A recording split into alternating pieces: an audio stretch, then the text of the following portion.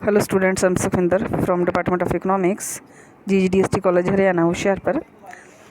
ਅੱਜ ਇਸ ਲੈਕਚਰ ਦੇ ਵਿੱਚ ਅਸੀਂ ਕਰਨ ਜਾ ਰਹੇ ਹਾਂ ਚੇਂਜ ਇਨ ਡਿਮਾਂਡ।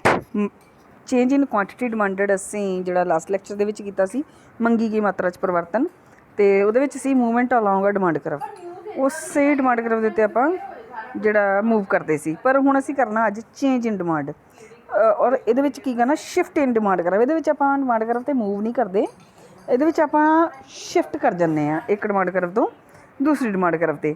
ਅਤੇ ਜਿਹੜੀ ਤੁਹਾਡੀ ਚੇਂਜ ਇਨ ਕੁਆਂਟੀਟੀ ਡਿਮਾਂਡਡ ਅਸੀਂ ਲਾਸਟ ਲੈਕਚਰ ਦੇ ਵਿੱਚ ਕੀਤੀ ਸੀ, ਉਹ ਹੁੰਦੀ ਹੈ ਜਦੋਂ ਬਾਕੀ ਸਾਰੇ ਫੈਕਟਰਸ ਕੌਂਸਟੈਂਟ ਰਹਿਣ ਅਤੇ ਪ੍ਰੋਡਕਟ ਦਾ ਆਪਣਾ ਪ੍ਰਾਈਜ਼ ਆ ਜਿਹੜਾ ਉਹਦੇ ਵਿੱਚ ਜਦੋਂ ਚੇਂਜ ਆਉਂਦੀ ਹੈ, ਉਹਦੇ ਕਰਕੇ ਜਿਹੜੀ ਡਿਮਾਂਡ ਦੇ ਵਿੱਚ ਚੇਂਜ ਆਉਂਦੀ ਸੀ, ਪ੍ਰਾਈਜ਼ ਵਧਣ 'ਤੇ ਡਿਮਾਂਡ ਘਟਦੀ ਸੀ, ਪ੍ਰਾਈਜ਼ ਘਟਣ 'ਤੇ ਡਿਮਾਂਡ ਵੱਧਦੀ ਸੀ। ਜਦੋਂ ਪ੍ਰਾਈਜ਼ ਵਧਣ 'ਤੇ ਡਿਮਾਂਡ ਘਟਦੀ ਸੀ ਅਤੇ ਉਹਨੂੰ ਅਸੀਂ ਕੰਟਰੈਕਸ਼ਨ ਇਨ ਡਿਮਾਂਡ ਕਿਹਾ ਸੀ। ਜਦੋਂ ਪ੍ਰਾਈਜ਼ ਘਟਣ 'ਤੇ ਡਿਮਾਂਡ ਵੱਧਦੀ ਸੀ, ਉਹਨੂੰ ਅਸੀਂ ਐਕਸਟੈਂਸ਼ਨ ਇਨ ਡਿਮਾਂਡ ਕਿਹਾ ਸੀ। ਪਰ ਅੱਜ ਜਿਹੜਾ ਅਸੀਂ ਕੰਸੈਪਟ ਕਰਨਾ ਉਹ ਹੈਗਾ ਚੇਂਜ ਇਨ ਡਿਮਾਂਡ, ਔਰ ਉਹਦੇ ਵਿੱਚ ਅਸੀਂ ਉਸੇ ਡਿਮਾਂਡ ਕਰਵ 'ਤੇ ਨਹੀਂ ਰਹਿੰਦੇ, ਸ਼ਿਫਟ ਕਰਾਂਗੇ ਡਿਮਾਂਡ ਕਰਵ ਤੋਂ।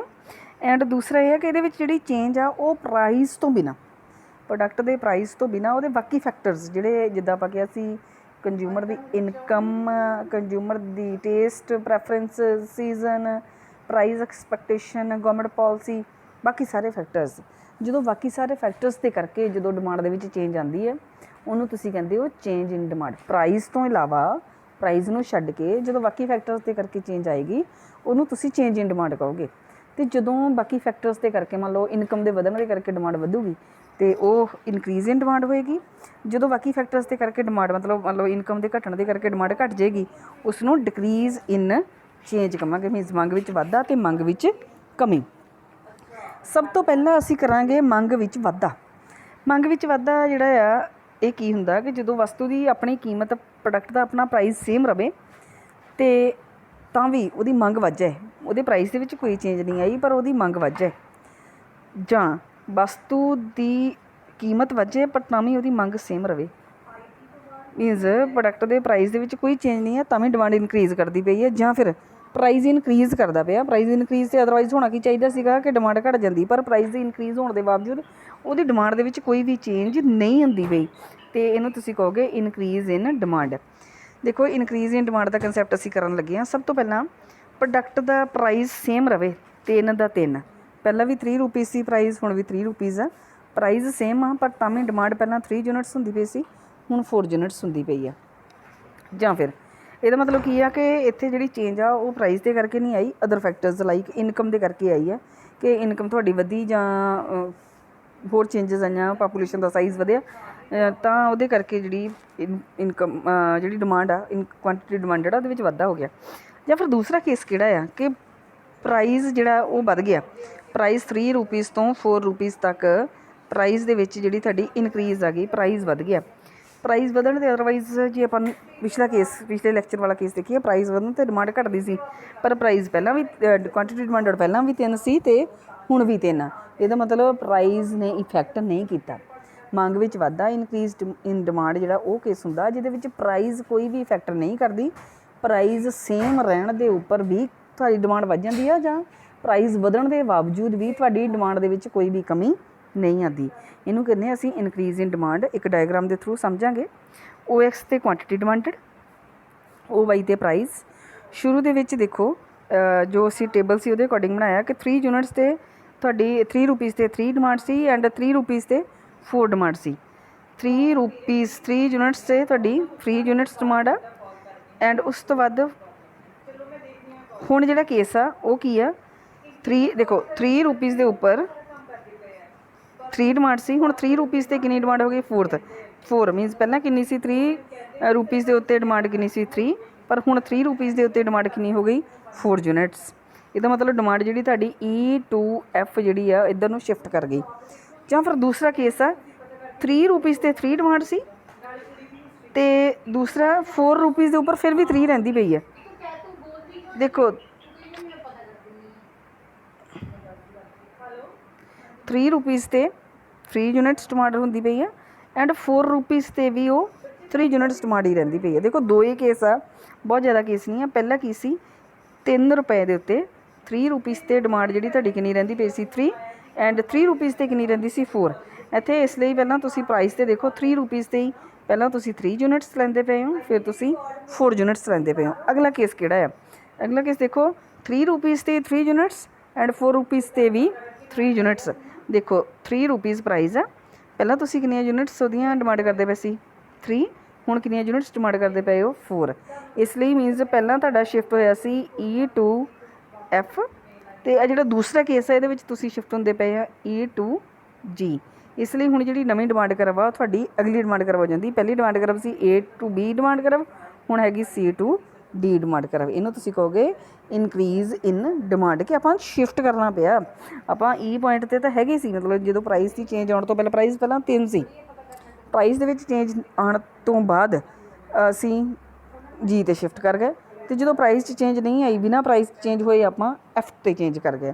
ਔਰ ਇਹ G ਐਂਡ F ਦੋਨੋਂ ਜਿਹੜੇ ਪੁਆਇੰਟਸ ਹੈਗੇ ਆ ਇਹ ਨਵੀਂ ਡਿਮਾਂਡ ਕਰਦੇ ਆ। ਇਹਨੂੰ ਤੁਸੀਂ ਕਹਿੰਦੇ ਹੋ ਮੰਗ ਵਿੱਚ ਵਾਧਾ। ਨੈਕਸਟ ਡਿਕਰੀਜ਼ ਇਨ ਡਿਮਾਂਡ। ਡਿਕਰੀਜ਼ ਇਨ ਡਿਮਾਂਡ ਮੰਗ ਵਿੱਚ ਕਮੀ। ਮੰਗ ਵਿੱਚ ਕਮੀ ਸੇਮ ਮੰਗ ਵਿੱਚ ਵਾਧੇ ਦੀ ਤਰ੍ਹਾਂ ਕੀਮਤ ਨੂੰ ਛੱਡ ਕੇ, ਕੀਮਤ ਤੋਂ ਬਿਨਾਂ ਜਦੋਂ ਬਾਕੀ ਫੈਕਟਰਸ 'ਤੇ ਕਰਕੇ ਕਦੀ ਤੁਹਾਡੀ ਡਿਮਾਂਡ ਘੱਟ ਜਾਂਦੀ ਹੈ, ਜਦੋਂ ਬਾਕੀ ਫੈਕਟਰਸ 'ਤੇ ਕਰਕੇ ਤੁਹਾਡੀ ਡਿਮਾਂਡ ਘੱਟ ਜਾਂਦੀ ਹੈ, ਅਤੇ ਉਹਨੂੰ ਤੁਸੀਂ ਕੀ ਕਹਿੰਦੇ ਹੋ? ਮੰਗ ਵਿੱਚ ਕਮੀ।